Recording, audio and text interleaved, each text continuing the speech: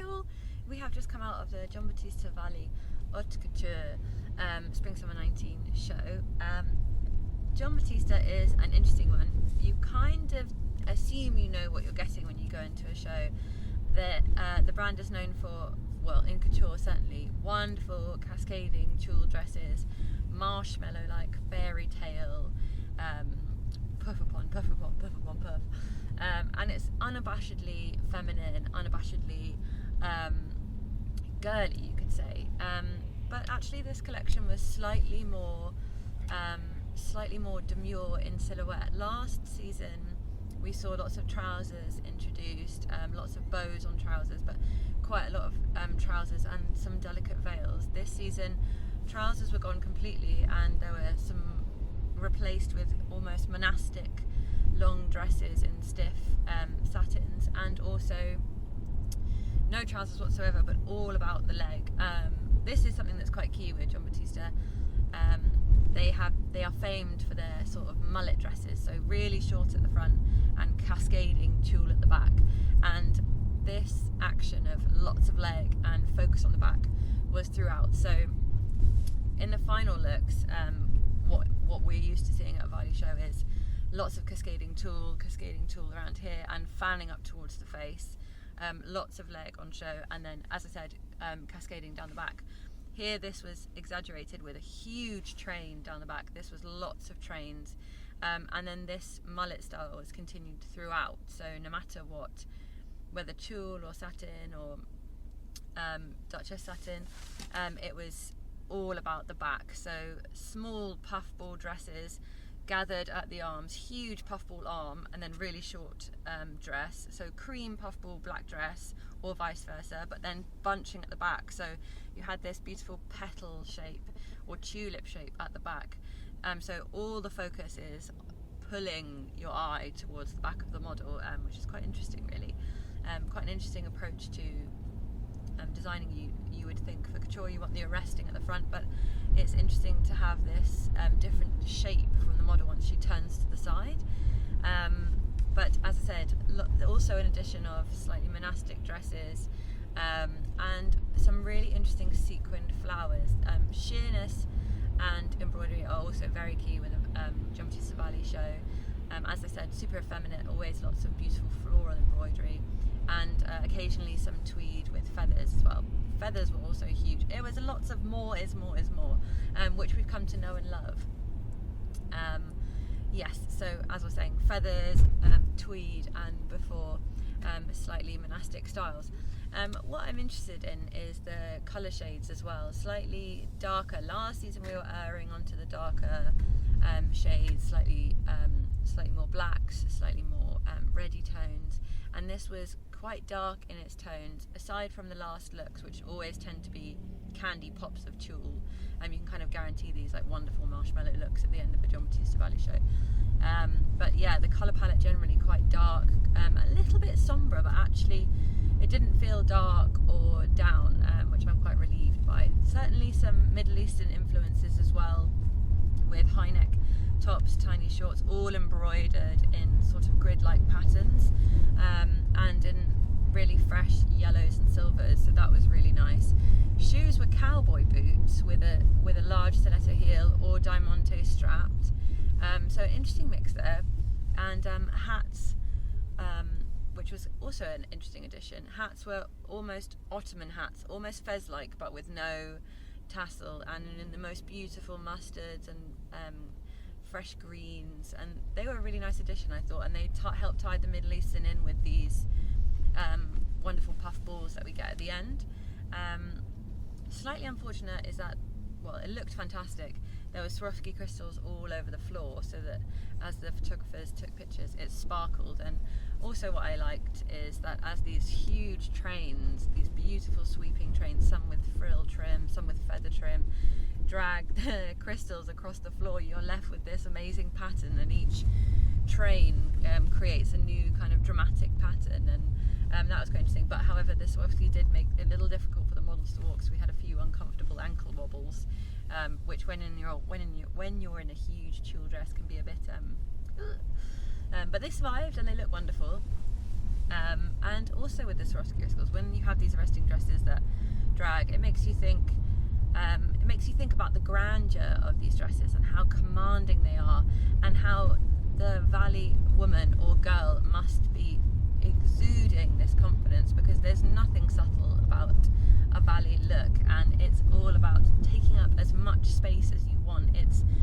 It's man spreading, but with tulle and diamonds and fantasia, and that's quite an interesting to have a brand that is associated with being commanding, taking the room, grabbing the eye of everyone you want to see. And that's quite interesting about the client and the clientele, is that it's not just about the fantasy that Valli's creating, but also about how your fantasy becomes reality as soon as you step into the room, as soon as you're in the ball. Or I think Rihanna's worn some Valli dresses, and you can guarantee it was all over the cover of the local press and our press and everyone's press, because it's such a command. Like, you can't not look at these dresses.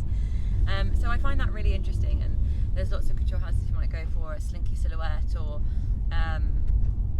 something where the devil is in the details, and there are beautiful details here, but I love the idea that a client would come to this brand and just be unashamedly wanting to stand out from the crowd, and the best way to do that is in cascades of pink tulle and a wonderful Ottoman hat. So I thought it was a really interesting step into more drama from Valli, and he was saying backstage, I create dreams, and I'm creating dreams for a slightly younger audience, and I think that's interesting as well, that he's thinking about this younger audience, and you can see that in these puffball looks that we had to start.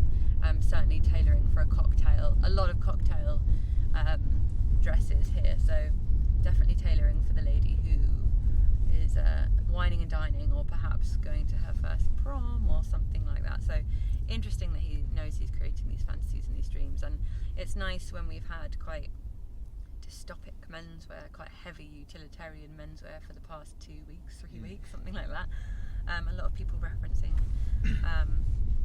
political unrest or angst, or where do we stand, and it's nice to know as soon as you walk through the doors of Giambattista Valli that you're cushioned in this beautiful world of tulle and diamond, and it was just a lovely respite from the world outside, and I thoroughly enjoyed it. What did you think? So, I mean, one of, I think all the maximalist things you spoke about, and I think actually some of the most beautiful parts, whilst the dresses themselves were beautiful, they were actually in those details. So just in the show, where the floor was covered in these Swarovski crystals, and a bit like when a wave rolls over sand and it picks up some of the sand with it, the trains of these really long dresses were picking up the Swarovski crystals and flicking them up to catch the light. So it's almost as if they're hovering, because the light was reflecting off the floor, and it just put a little distance between the floor and the model, just as if they were kind of hovering and not walking, and it was quite spectacular. I think that might have been not an accident, but I don't think that was like why they put them there. But that was really, really beautiful to watch. And also, as I said, with the mullet dresses, you can see actually into the back of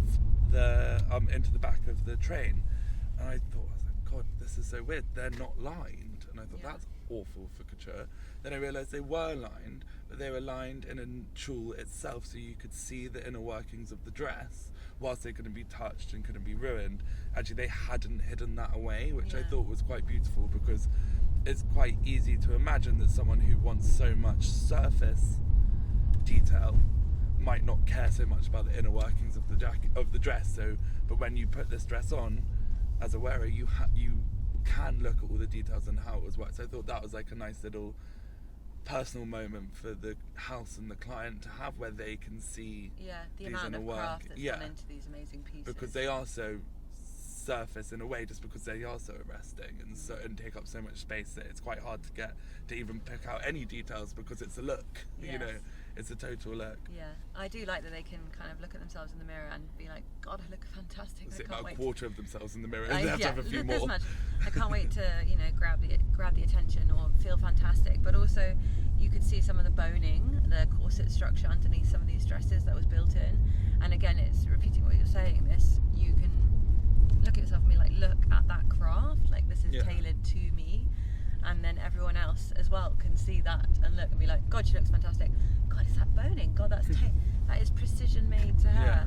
And that's that is really spectacular. It's nice to know in an age of Instagram and a new age of couture that is more image focused. Obviously, it's always image focused in a way, but that those details aren't being forgotten. Because I remember when I first started working in fashion, couture was kind of everyone saying it was over and it was nothing, and it's really nice that actually that is still being focused on. I do think what you're saying about the respite from the apocalypse stuff we saw in men's, there's a reason those things are being reacted to in menswear, and just because these dresses are more expensive I don't know how they would be reflected, but doesn't mean that that those problems shouldn't face everyone, because they do.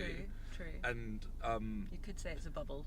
yes, but then to argue against myself, I suppose also dreaming is a way of escaping, an escapism. That's true. To In some deal ways, with. it's acknowledging the dystopia. It's just acknowledging that it doesn't want to be anything to do with it. Turning its head. Yes, well, very impressive.